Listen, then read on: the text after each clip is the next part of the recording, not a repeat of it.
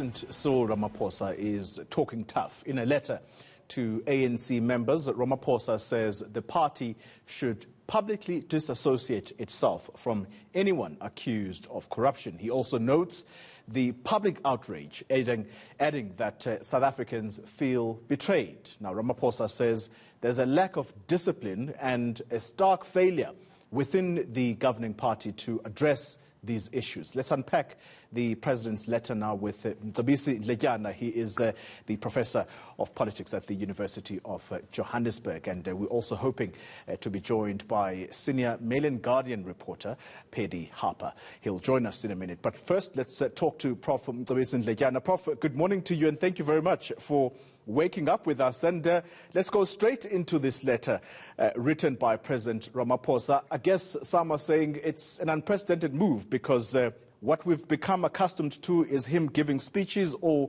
even writing through that Monday letter from the president's desk. But yesterday, doing something different, writing directly to ANC members.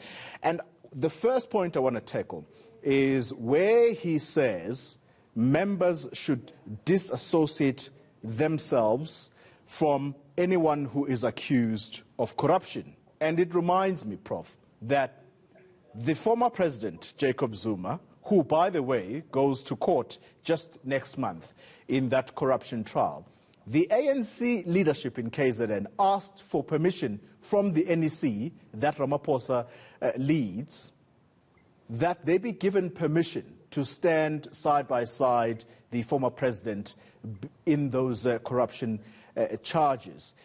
Why should we then give the president any time of day when the very same collective he leads was the one that gave the green light for the ANC in KZN to associate itself with someone who's accused of corruption? I think that letter is a recognition of the abnormality of what is happening in the ANC, of the kind of damage this raging corruption is exacted on the ANC, because this COVID-19 related corruption is happening at the time when you have the Zondo Commission also revealing all sorts of things that the ANC has done. And it's also money intended for people who are desperate. It is intended to fight a health crisis. So for people to embezzle that money repeatedly after the president had been imploring the ANC, had been imploring officials to behave differently, that tells you about the depth of depravity within the party. So he had to say something.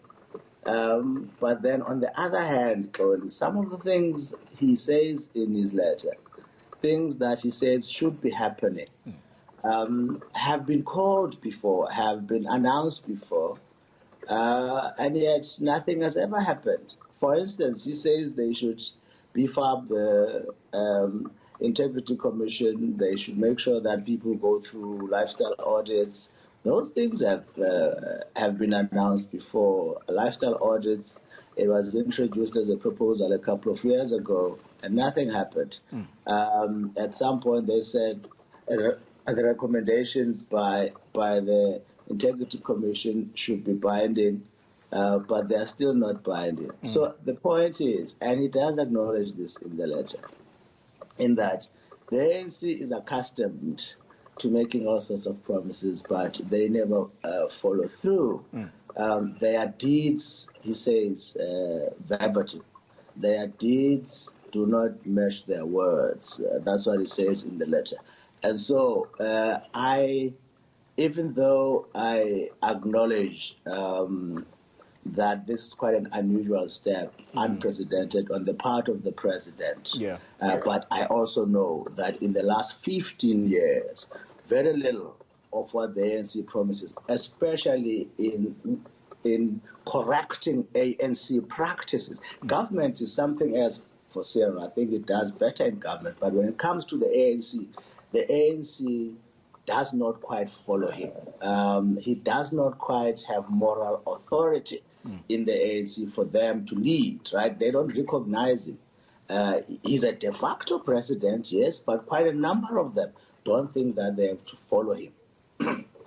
Prof, I'm going to come back on this point that you're raising, because I think what you are doing here is almost seeking to distance President Ramaphosa from the very ANC he leads, which is a problem for some people. So I want to come back to you. We're also joined now by Paddy Harper. He's a senior reporter with the Mail and Guardian. Paddy, good morning to you. You've covered ANC, KZN politics for as long as I can remember. Just this month that we are going into the month of September, Paddy, we're going to have former President Jacob Zuma appear in court. We're also going to have Zandile Gumede, who's just been sent to the provincial legislature, also going to court.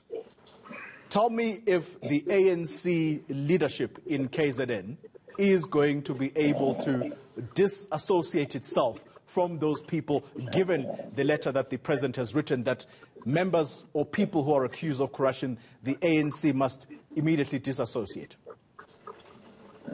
I don't see them being able to do so. I also don't know that they will actually even attempt to do so. One's had historically this argument developed by the provincial leadership that they need to be there to kind of engage, to occupy that public space, to stop other organizations like BLF, etc., taking advantage of it. I believe they'll continue with that sort of an approach. There's too much that's been invested in the Zuma project within the province, with leaders at regional level, at branch level, sub-region, within the PEC. I don't think the leadership has the numbers to actually convince or to convince people or enforce this sort of decision. The other issue that raises concern about it is the sort of sequence and events in terms of the recent developments. One had this letter that went out from the SG's office to chairpersons and secretaries informing them of this whole process of compiling a list of corrupt people. Yeah. That's on the same day that while that process was taking place, you had the process of appointment of Mcebisi as a member of the legislature. So you have your national structure saying one thing, but on the ground you have your real leadership structures of the party doing another. Yeah. I find that quite baffling. There have been all sorts of explanations kind of presented for it, but none of them really make all that much sense. But to go back to your question, I really don't see this being enforced. I see people continuing to turn up. Yeah. The numbers have dropped off in terms of the Zuma case. I guess his next court appearance will be a real test as to whether the province has been able to do this, has been willing to do this, sure, and whether or not the membership has listened. Prof. Ndletyana, let's come back to you.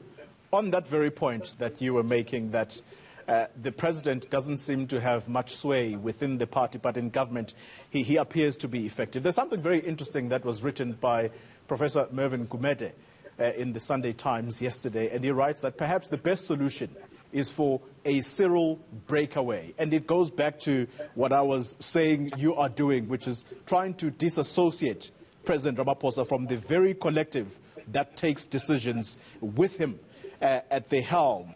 Is that perhaps the solution? Do you agree with Mervyn Gumede that what could possibly be a solution here is if the ANC breaks in half simply because corruption in the ANC runs along factional lines?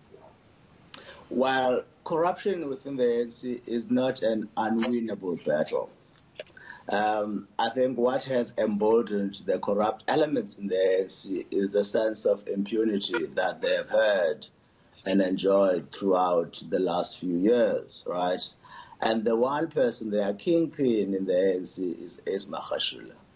And so if you then reinforce and provide proper resources and encouragement to state institutions to do their job and do their job efficiently and quickly, you are able to dismantle that infrastructure, that counter-resistance in the ANC. And so, once you have that, you are more likely to have the ANC following nicely behind Cyril.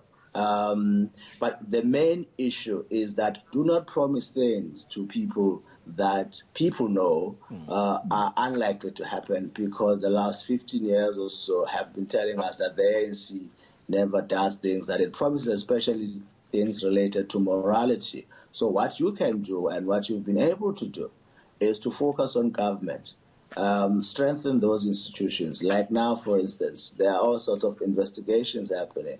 Provide human capital, make sure that there's enough staff, there's enough diversity of skills to prosecute successfully, and most importantly, provide protection to whistleblowers. There's going to be a lot of whistleblowers. Like, for instance, I was thinking in the case of the Gauteng CFO, I think it is, Gauteng Department. Gauteng Department has been a mess for many years, and that person has been there for a while. If you squeeze this person a little harder, maybe you might get more information about previous corrupt cases, right? So this is a moment then to dig deeper into previous instances of corruption that have happened. So, as I say, once you succeed on the state front, the ANC will most likely follow suit, because we are going to arrest a lot of ANC members who are involved in corruption, and they will be scared, you see. That's the thing. At this moment, they are emboldened because nothing has happened to them. All right, Prof, I'm going to let that be your last point. Paddy, you get to also have a final say. Do you think that, given the strong stance here that has been taken, not just by the president, by the way, the SG also appears to be talking tough on corruption, do you think that Zandile Gumede, that decision to send her to the provincial legislature, will be reversed anytime soon, if at all? I don't know. Perhaps the pressure will be strong enough. The backlash has been immense. But I guess what's being weighed off is her weight within the party, the strength of her support within the NEC versus the sort of the party and the president's reaction to this kind of public outcry. Thus far, public outcry hasn't done much in terms of seeing her really being sort of dealt with by the party. So I have my doubts. Yeah, I think that possibly is the feeling to us all here. Gentlemen, I thank you very much for waking up with us here on the South African Morning. Professor Mcebisi Ndletyana, thanks indeed for your time and indeed breaking your holiday to speak to us. And Paddy Harper from KZN, thank you for your time.